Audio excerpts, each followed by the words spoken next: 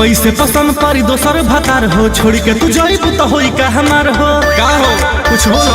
का बोलिए सुना ना बोलो ना। कैसे पसंद पारी दोसर भतार हो, छोड़ के तू जाइबू तो होई का हमार हो। सपना में आती हो तो जिया झड़कती हो, मैं इतना प्यार करूं। अच्छा मेरी मम्मी लाइक न करती है तो क्या करूं। मेरे डैडी लाइक न करते हैं तो क्या करूं। तोहर पापा लाइक न करे लेता धोखा देवे। मजबूरी बाहो।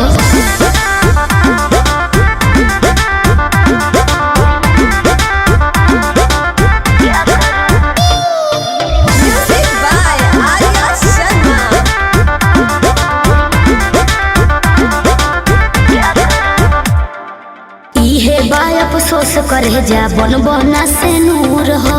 दिल में बाड़ा दिल में रहबो होता शादी दूर हो। कहाँ होता हो? बहुत दूर होता।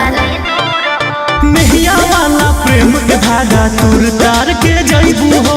हमारा ले खबर न मिली ससुरों में पछताइबू हो। दिल से बिसार के पिंजरा उजाड़ी हो जाइबू उड़न छू। ऐसा ना बोलो। मेरी मम्मी मेरे डैडी मेरी मम्मी लाइक न करती है तो क्या करूं। मेरे पापा लाइक न करते हैं तो क्या करूं। हो तेरी मम्मी लाइक न करती है तो कहाँ जाए रे। हम नहीं जाना।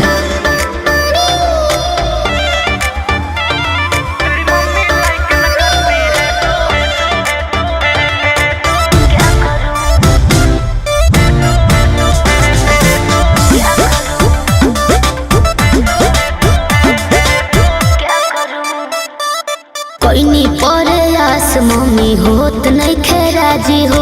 बिके बिहारी छोटन छाया जोड़ी न तो से लागी हो। काहे ना लागी हो। रामायण खत्म हो गल, सीता जी के बिहार बाकी बा। प्यार के बाजी हार गईनी दोसरे ले जाई जीत के। कैसे तू भूलैबू सोना पिंक रंजीत के। पियो के साथ में हाथ डाले हाथ में माँ जाले बूतू। वो तो हम ही जानता नहीं।